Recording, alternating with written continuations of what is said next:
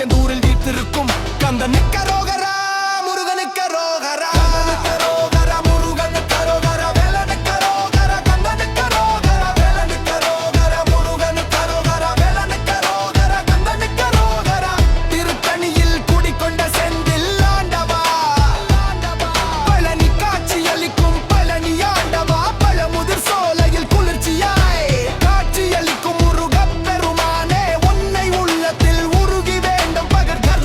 காத்து அருள்வாயே.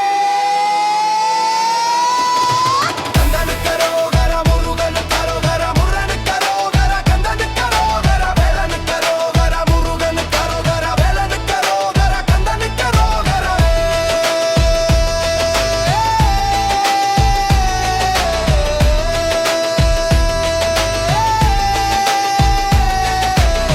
சுட்ட பழம் வேண்டுமா, சுடாத பழம் வேண்டுமா என்று அவைக்கு தமிழ் கற்று தந்த